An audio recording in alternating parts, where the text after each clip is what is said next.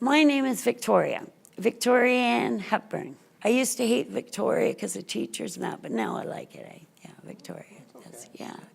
I grew up in a suburb, upper middle class, very happy. Everything was pink poodles, pink walls, canopy bed, everything. I was spoiled rotten. I had a good education. I was kind, and I loved life. I loved looking forward to things. And I was the child that was kind of a pain because I'd always be knocking at your door, seeing how you were, or this and that, extra friendly. And then something happened. My father, Victor, got into drinking and that.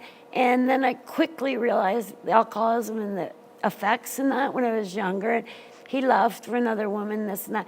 And at that point in time, my whole life was kind of destroyed almost. Like I didn't know what was going on. I became an alcoholic, and that was in high school. And I kind of thought at the time that it was one of the worst things that happened, but I didn't think it was that bad. And I loved it, actually loved it, because I could dance, sing, I wasn't chubby, and I get mouthy. And I thought it was the best thing in the world, like wine and that, and used to bring it home from school and loved it. I used to dream of a house in the country, a nice, kind husband, about 5 kids, and the whole white picket fence. I didn't dream of being arrested, living in dark, horrid motel rooms, like dirty, filthy motel rooms, waking up in the morning with track marks, having absolutely no friends. And then when I started drinking and went to treatment, I went to AA, and I was very shy, and my mom took me, and I met a man speaking, and he was shy.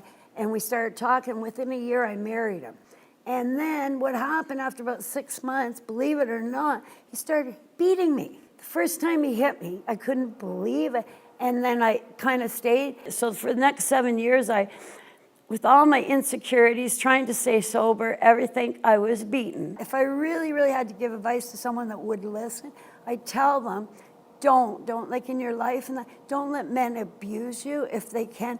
And if you get hit, report it. At that point in my life, I was lonely and scared, but I didn't know what else to do. I started to sell my body because it was the only thing I had. So I was drinking more and more and more. I started living on the streets. I started overdosing with pills time and time again, and I wanted out. Everything got so bad.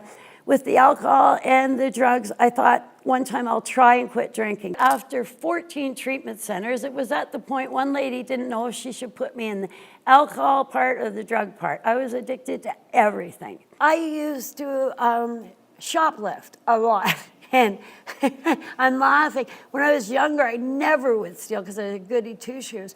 But once I started, I couldn't stop. That's how I survived. I would steal things. And I was really good at it. You get this high, like, I fell in love. And if he only knew what was going to happen, he would have ran, because my addiction, I thought he would save me. Nobody could save me but me. He made an ultimatum, and it was I had to go to treatment. And I tried to explain, I've been to 14, like, what now?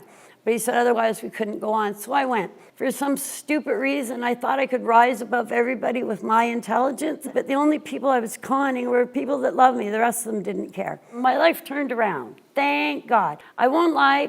I don't walk down the street throwing tulips at everybody. But overall, my life is so happy compared to what it was. Nowadays, I dress up. I wear hats, long skirts. I actually like to get out of bed. Not in the mornings, but I like to get out of bed. I actually have a best girlfriend. I haven't had a best girlfriend for years. When I do art, personally, it makes me feel calm sometimes, and art takes me away from things. But some people see things, and I just like doing it and showing people. It makes me happy. I kind of got addicted to painting rocks, and once I started, it's like everything else, I couldn't stop.